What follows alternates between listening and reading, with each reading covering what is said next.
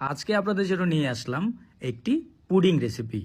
আপনার বাসায় যদি থাকে পাউরুটি আর ডিম, তাহলেই আপনি বানিয়ে ফেলতে পারেন এমন একটি মজাদার পুডিং রেসিপি। বানানো খুবই সহজ আর খুবই ঝামেলা কম।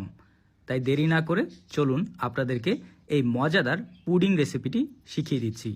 প্রথমেই আমি একটি ফ্রাই প্যানে নিয়ে নিব চিনি। এরপর এই চিনিগুলোকে আমি গলিয়ে ক্যারামেল বানিয়ে নিব। আর এই ক্যারামেল বানানোর সময় অবশ্যই খেয়াল রাখতে হবে যাতে বেশি পুড়ে না যায়। হালকা ব্রাউন কালার হয়ে গেলেই বুঝতে হবে আমাদের ক্যারামেল তৈরি হয়ে গেছে।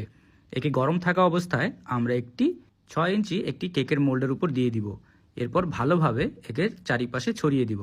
আপনারা কে কোথা থেকে আমার এই ভিডিওটি দেখছেন অবশ্যই কমেন্ট করে জানাবেন। আমি আপনাদের সবার কমেন্টের উত্তর দিব, কারণ আপনাদের কমেন্ট পড়তে আমার অনেক ভালো লাগে। এরপর একে ঠান্ডা হওয়ার জন্য আমি রেখে দিব। এখন আমি নিয়ে নিব 3 পিস রুটি। এরপর এই রুটিগুলোকে আমি ছোট ছোট করে কেটে নিব। রুটি দেখে হয়তো অবাক হচ্ছেন, কিন্তু আমার এই পুডিংটি হচ্ছে ব্রেড পুডিং। যেহেতু ব্রেড পুডিং, তো ব্রেড ছাড়া এই পুডিং তৈরি করা সম্ভবই না। ছোট করে কাটা হয়ে গেলে আমরা একে অন্য আরেকটি পাত্রে নিয়ে নিব।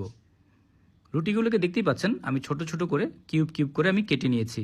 আপনারাও ঠিক এইভাবে রুটিগুলোকে কেটে নেবেন। এরপর এর উপরে আমি দিয়ে দিব 2টি ডিম। এরপর আমি দিয়ে দিব চিনি। চিনি আপনারা পরিমাণ মতো দিবেন। এরপর আমি দিয়ে দিচ্ছি দুধ। দুধ দেওয়া হয়ে গেলে আমি এর উপরে দিয়ে দিব ভ্যানিলা এসেন্স। ভ্যানিলা এসেন্স দিলে কাঁচা ডিমের গন্ধ থাকে না। এরপর এগুলোকে আমি একটি হ্যান্ড বিটার দিয়ে ভালোভাবে বিট করব। আমরা ততক্ষণ পর্যন্ত বিট করব যতক্ষণ পর্যন্ত এই সবগুলো উপকরণ একসাথে মিশে একটি স্মুথ মিশ্রণ না হয়ে যায়। একটু সময় নিয়ে আস্তে আস্তে বিট করতে হবে। এই পুডিং রেসিপি একবার বাসায় বানিয়ে খেলে আপনারা এই পুডিংয়ের ফ্যান হয়ে যাবেন। খুবই মজাদার এই পুডিং রেসিপি, বড় আর বাচ্চা সবাই খুব পছন্দ করে। তো দেখতেই পাচ্ছেন আমার মিশ্রণটি তৈরি হয়ে গেছে। এখন এই মিশ্রণকে আমি আমার কেকের মোল্ডের উপরে ঢেলে দিব। তার আগে আমি একে একটি ছাঁকনি দিয়ে ছেঁকে নিচ্ছি যাতে এর ভিতরে কোনো দানা এর ভিতরে না পড়ে যায়। সুন্দর করে ছেঁকে দানাগুলোকে আমরা একপাশে ফেলে দিব।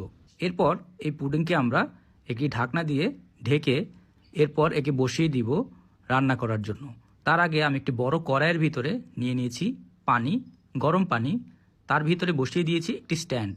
আর এই স্ট্যান্ডের ভিতরে আমি আমার পুডিংয়ের বাটিটি বসিয়ে দিব। তারপর ঢেকে একে আমি স্টিম করে নিব 15 থেকে 25 মিনিটের মতো।